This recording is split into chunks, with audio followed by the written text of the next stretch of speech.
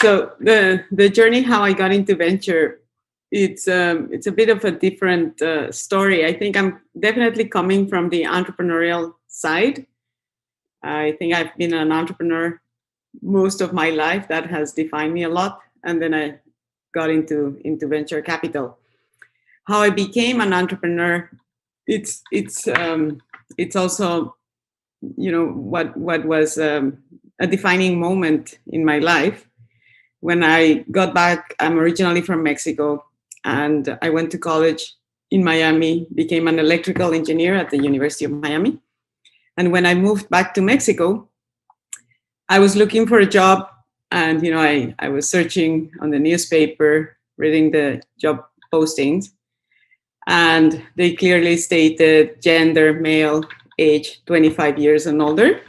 And I was 21 years old and obviously a woman, and I didn't fit any of the criteria, but I still got a couple of interviews, but I didn't get a job.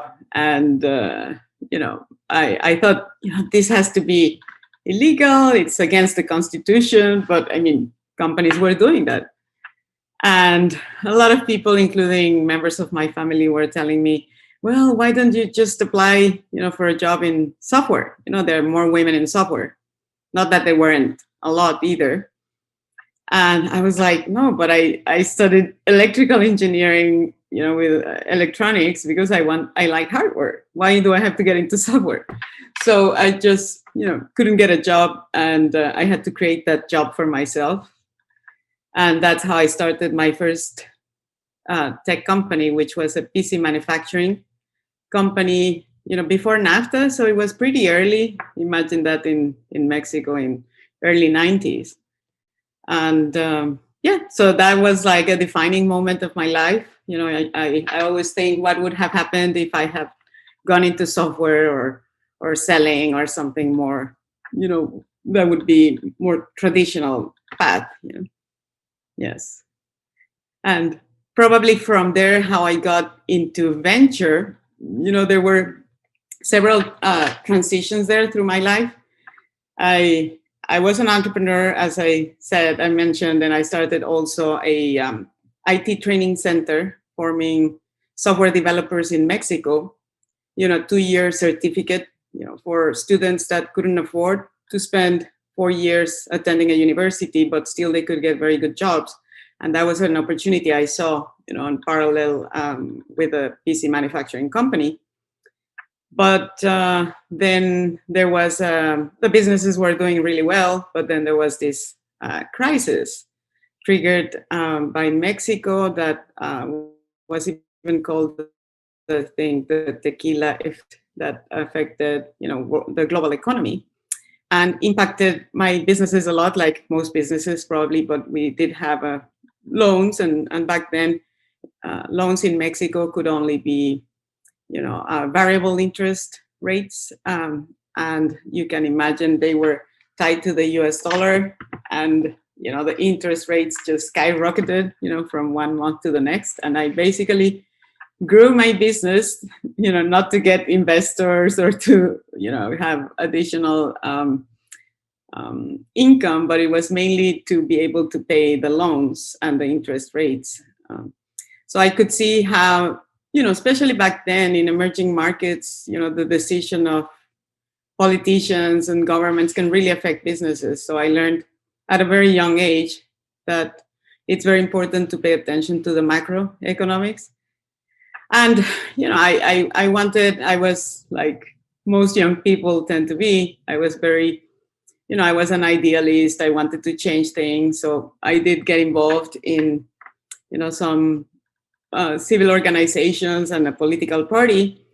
And my friend was running for mayor of my hometown. So I campaigned with him, and we ended up winning by 400 votes. And it was very interesting because he had almost no chances of winning, according to even our political party back then. They weren't very supportive. So we ended up winning because it was a very strategic and different and innovative political campaign. I, of course, didn't want to join the government. It was I was not attracted to the government at all, totally the opposite. But I ended up joining, like he said, if you want to, you cannot just criticize, we have to get in and change things. And that's how I spent quite some years in the government, first at the city level, then at the state level. He ran for governor and won. And when he ran for governor, yes, I wanted to be part of the state government and create the Office of Innovation, Science and Technology. And my home state, Morelos, has the largest concentration of research centers, of scientists outside Mexico City. So very, very important for the state. However, there were no policies. There was nothing around innovation, science, and technology. So that was an amazing opportunity. And that really kind of connects me, gets me way closer to venture capital. So most of these institutions were in the life sciences space, although, that's not my background. I have 2 masters in science, but one is computer science and the other one is science entrepreneurship, so how to turn science into business. And I met one of the top scientists of Mexico. He was a National Science Award winner, and he had also received the Prince of Asturias award, which is similar to the Nobel Prize, but from the Spanish monarchy family. And I met with him. He had been, in Genentech when Genentech was a startup here in the Bay Area. He was part of the scientific team that produced recombinant proteins for the first time. And after 3 years, I think it was, he decided to move back to Mexico to start the Biotech Institute and form talent in Mexico. So Mexico got really early into biotech. And he told me, we have to create startups. So probably that was one of the very first times when I heard anything like this. And I started just meeting brilliant scientists, seeing opportunities, missed opportunities. And I saw one of the pieces that was lacking was venture capital. So that was when I, really wanted to be on the other side of the table. And I really wanted to leave the government and get into that space. Yes.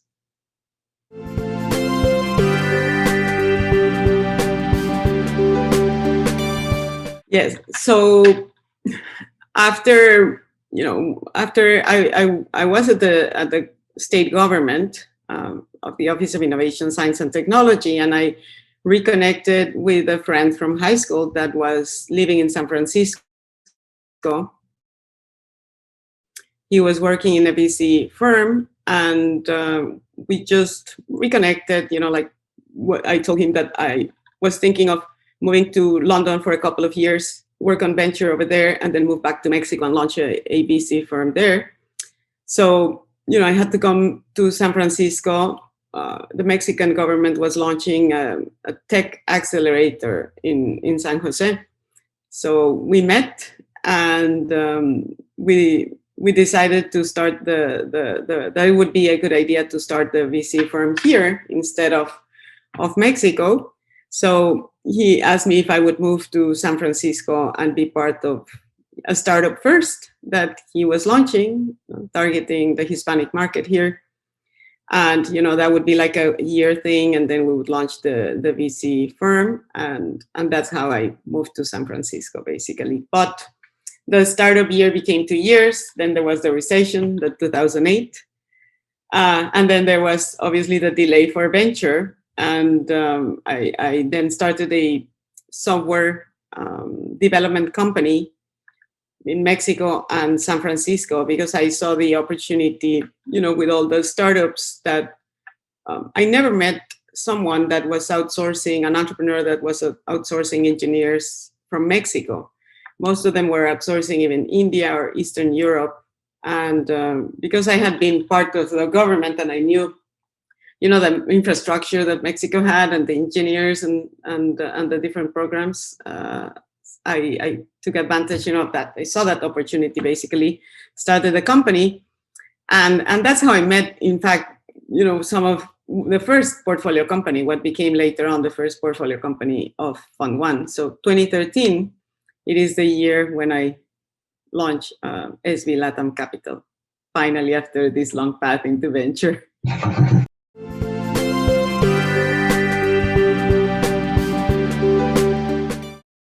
The SV Latam Capital was born, December 2012 or January 2013, when I start, putting together the vision, the investment strategy, and the rest, and of course, looking for those first, that very first investor, that limited partner that would come on board. I thought, first I would raise a small fund. It would be more like a proof of concept. And for that, I could raise the capital from my network in Mexico, as the firm would be with the first fund more focused on, investing also in startups from Mexico, or entrepreneurs from Latin America / Mexico that, were working in tech companies here, deciding to start companies, and some of them moving back to Mexico or other parts of Latin America. And the Mexican government had recently created the National Institute for Entrepreneurship, and had kind of like a program to invest in early stage VC firms to stimulate to the ecosystem in Mexico back then. So I applied to this program and was one of the first generation of funds selected. So the Development Bank of Mexico became my anchor investor. It was a really good program, but it took a lot of time. From the day I applied to the day we signed the agreement, it was probably almost 2 years, or a year and a half, or a year, something like that. Yeah, a year and 8 months. So it took a lot of time, and that was very challenging, to match with the private investors, the expectations, the rhythm. Of course, that was has been challenging. But it was very difficult, to raise that first fund. Even this being selected by the program, it might sound like, oh yes, I was selected and it was kind of smooth. No, it was very difficult. I was probably the second. There were only 2 women, but I was the only one in tech early stage applying for this in this program. So we did 13 investments with that first fund.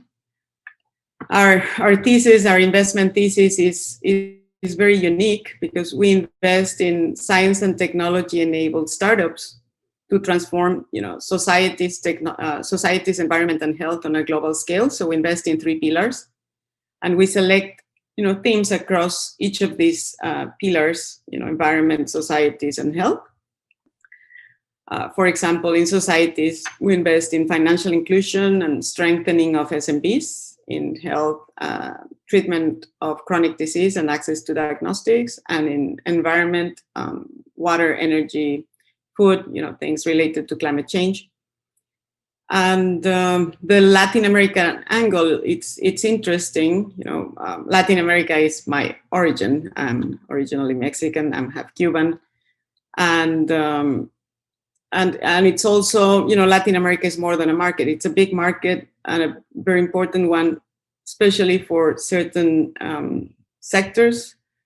But it's also a source of talent, and that talent is also mobile. So we can, there's Latin, lots of Latinos, Latinas, Latinx talent in the US as well, in all over Latin America. There's the market. So we have done investments that not necessarily, they don't have to be, based in Latin America, of course. All our companies are global, and for us, the definition of global is that they would be attractive to investors anywhere. So they tend to be US companies, with operations or some connection in many cases to Latin America.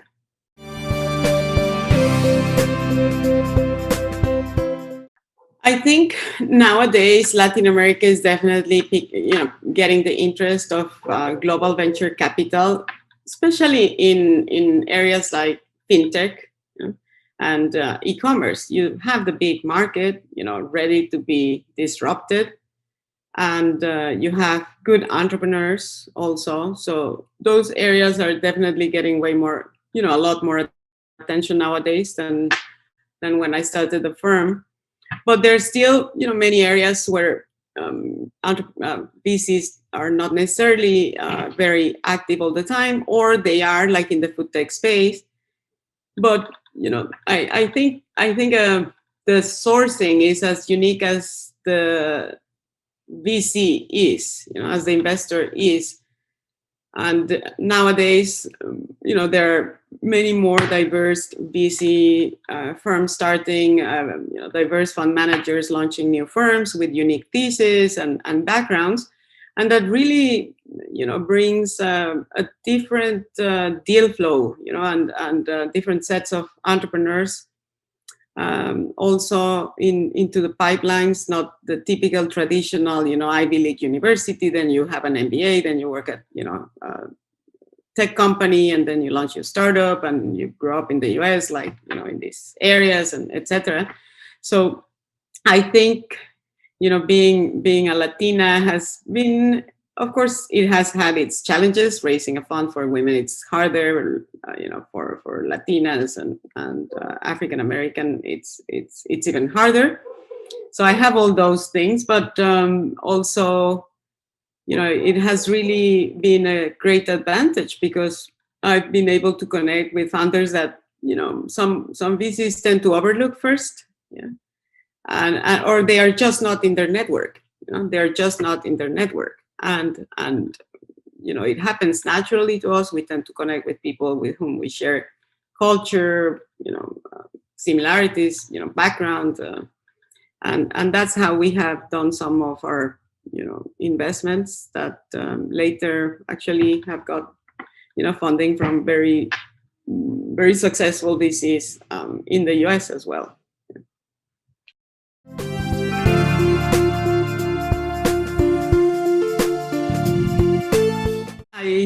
I am very happy being a VC. I think everything I've done in my life has brought me to the place where I am now. I love being able to be part of the lives of entrepreneurs, that, so there are some brilliant founders, extraordinary entrepreneurs that are trying, that are solving difficult, important problems. And what an amazing opportunity to be able to invest, to partner with them, support them in, the ways that we can. And also to be, always learning. I think that's one of the best things I think about venture capital and our approach to what we do is that there is way more opportunity in the space that we do not know that in what is known for us, to us. And it's like, I always thought I would have loved to do a PhD. I dropped out. I did a 1 year of genomic medicine, but it was at the same time I was going through that master's program in London, and I had to choose between the two. And I made the decision to stick with a master's in science entrepreneurship, as I was one of the 5 finalists in a business plan challenge in London. So I had to be in Mexico City for the PhD program, presenting, that paper, one day, and it was exactly the same day I needed to be in London. So I had to make, a very hard choice there. But I think being in venture allows you to, be always learning, and there's so much happening now, and we have very big, important problems, humanity and the planet. So I think we are all very privileged to be in venture capital and be able to be part of that solution, all those solutions through extraordinary founders.